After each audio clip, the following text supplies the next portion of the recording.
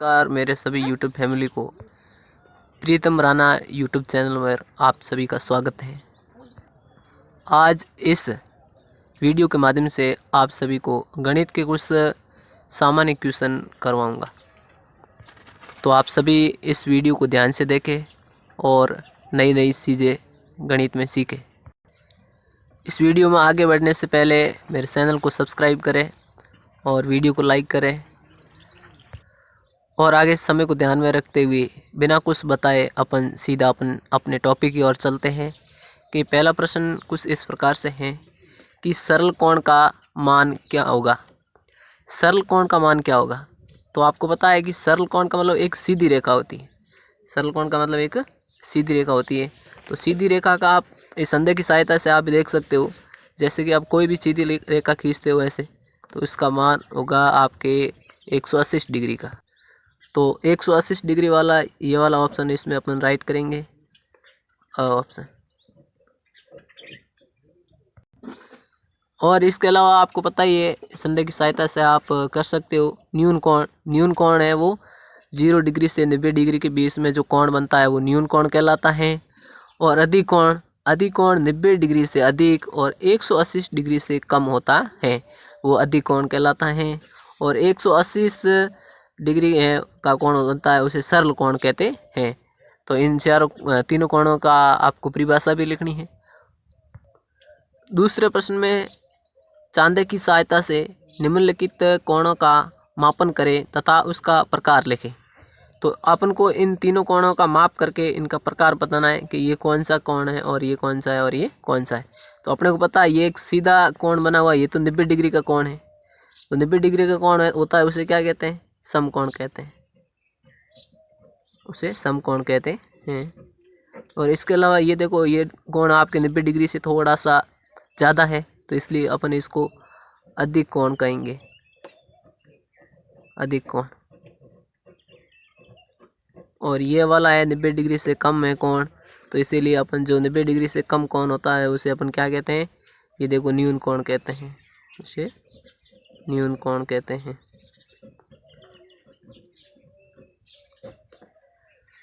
और तीसरा प्रश्न है कि 69,999 व 17,001 के बीच की संख्या क्या होगी?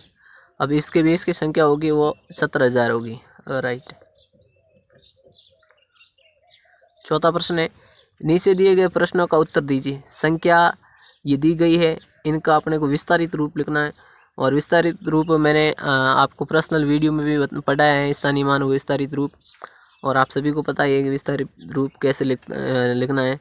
तो ये एक है, तो एक के पीछे कितनी संख्या है? 1 2 3 4 5। तो 5 से अपन 0 लगाएंगे, 1 2 3 4 5। फिर प्लस, फिर 9 यहाँ लगा देंगे। 9 के पीछे संख्या 1 2 3 4, तो 4 0 लगेंगे, 1 2 3 4।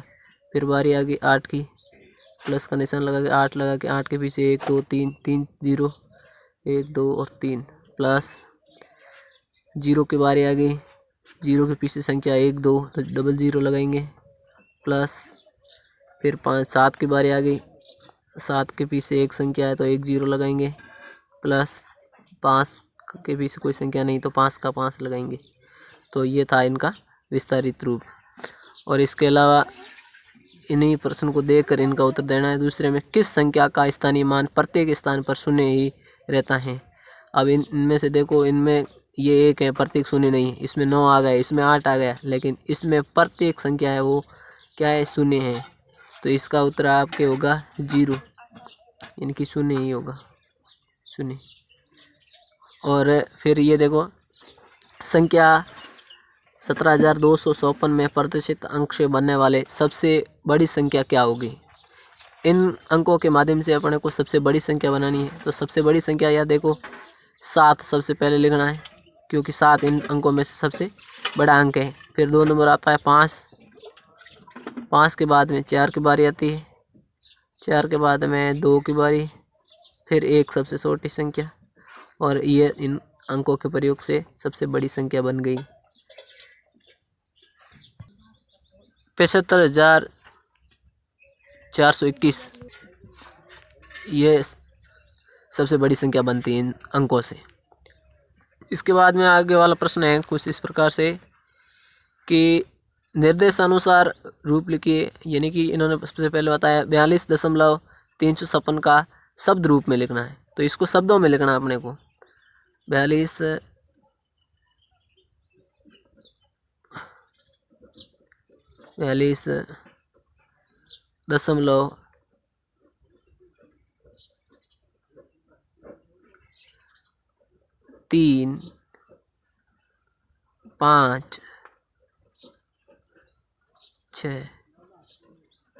इनको इस रूप में लिखना होता है। ये भिन्न रूप वाला तरीका है। तो इसको अपन 42.356 नहीं लिखेंगे, इनको अपन लिखेंगे 42.356 लिखेंगे। और इसके बाद में इनमें दूसरा पूछा है कि 65.04 का भिन्न रूप क्या होगा। तो इनका भिन्न रूप होगा वो होगा 65, ये दशमलव हटा के 04 लगाना और इसके नीचे बट्टा करके और नीचे 100 लगा देना, ये इनका होगा भिन्न रूप।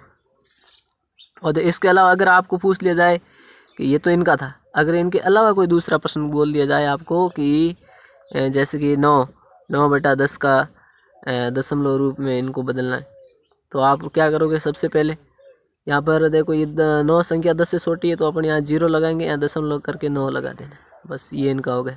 अगर यहाँ पूछ लिया जाए कि 11/10 का भिन्न रूप दशमलव रूप बताओ, तो अपने को पता है कि 11 में ये सबसे पहले एक संख्या आ गई, यहाँ पर 1.1 लगाएंगे, ये हो गया इनका, ऐसे होता है। अगला प्रश्न है रिक्त स्थानों की पूर्ति कीजिए। अब इन्होंने यहाँ 2 के आगे गुणा का निशान लगा के 4 लगाया और आगे इन्होंने 8 लगा दिया। यानी कि 2 का गुणा 4 करने से 4 दूनी 8 और 3 का गुणा 4 में करो, उत्तर आ जाएगा अपने। 3 का पहाड़ा बोलो 4 बार, तो 4 3 12, तो इसका उत्तर इस रिक्त स्थान में आ जाएगा 12। और इसके बाद ये दूसरे में कहा है कि 2 के आगे एक खाली डब्बा है और 5 के आगे 25 है, तो 5 का पहाड़ा 5 बार बोलने से 25 आता है, तो 2 का पहाड़ा 2 बार बोलो तो कितना आएगा, 2 दूनी 4, उत्तर आएगा। ये इस प्रकार से था। इस प्रश्न में पूछा गया है कि ओकार के पास रुपये 400 हैं, 400 रुपये है, यदि 1 मीटर कपड़े का मूल्य 30 रुपये है, तो बताइए वो कितने मीटर कपड़ा खरीद सकता है और कितने रुपये शेष बचेंगे। इसलिए अपने को इनके पास में सबसे पहले देखो इनके पास में पैसे कितने हैं। इनके पास में 400 रुपये हैं और यदि ये 1 मीटर कपड़े का 30 रुपये देता है, बताइए वो कितने मीटर कपड़ा खरीद सकता है। इसलिए अपन इनमें भाग करेंगे, 30 का भाग देंगे, इसमें 30 का भाग देंगे, 40 के अंदर एक बार जाएगा, 30 से कम 30, फिर 40 में से 30 माइनस हुए, पीछे रहा 10, ये 0 यहाँ लगा दिया, वे 100, 30 का पहाड़ा 100 के अंदर 3 बार जाता है, 30 3 90, अब 100 में से 90 गए, पीछे रहा 10। और इन्होंने जो कपड़ा ख़रीदा है वो तो है 13 मीटर और पैसे शेष रहे हैं वो 10 रुपये। कपड़ा बराबर 13 मीटर और शेष राशि यानी कि ये शेष राशि इनके 10 रुपये रही, 10 रुपये शेष राशि, ये था इसका आंसर। 4 का 10 के आधार पर विचलन क्या होगा। 10 के आधार पर विचलन देखो तो 10 से माइनस ही है, तो फिर ये -4 हो गया, इसका होगा -6, यानी कि 4 और 6 10 हो जाते हैं और 10 में ये माइनस का विचलन है, यानी कि ये 4 हैं, 4 और 6 10 हो जाते हैं। न्यूनतम पूर्ण तथा परम मित्र अंक की सहायता से घटाव करना है, यानी कि 2 में से 4 माइनस नहीं होते, तो यहाँ से एक अपने को अंक लेना है। तो फिर यहाँ न्यूनतम पूर्ण का मतलब यहाँ नीचे बिंदी लगानी है, ये न्यूनतम अंक लगा दिया मैंने। अब यहाँ एक मैंने इधर से यहाँ ले लिया, तो यहाँ हो गए 12।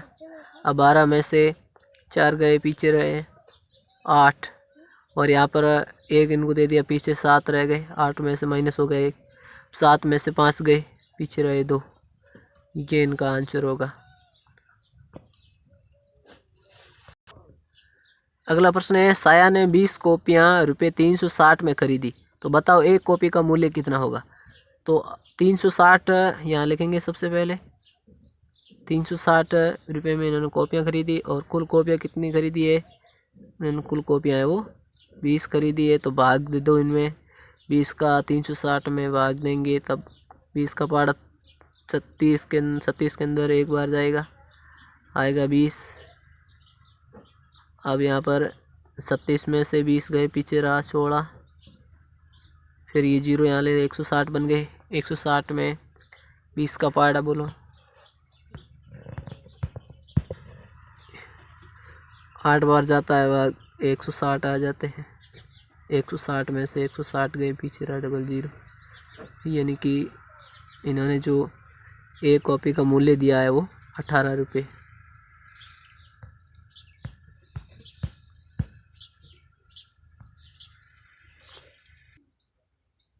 एक कॉपी का मूल्य 18 रुपये होगा।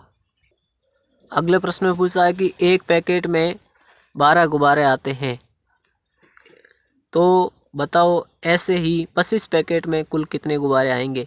एक पैकेट में 12 गुब्बारे आते हैं, तो बताओ कि 25 पैकेट में कुल कितने गुब्बारे आएंगे। इसलिए अपन क्या करेंगे, गुब्बारों और पैकेटों के बीच में दोनों को गुणा कर दो और उत्तर आ जाएगा। यानी कि 12 गुणा 25 कर दो, उत्तर आ जाएगा अपना आप। और इनका उत्तर आप खुद मेरे को बताओगे तो गुणा करके, ठीक है। इन दोनों का गुणा करके आप इनका उत्तर बताओ मेरे को। और इन तीनों प्रश्नों को उत्तर आपको ही देने हैं, मेरे को बताओगे आप इन तीनों का उत्तर। कि निम्नलिखित प्रश्नों को हल कीजिए, निम्न घटाव के लिए सही विकल्प का चयन कीजिए। यह अब में से कौन सा सही है इनका उत्तर।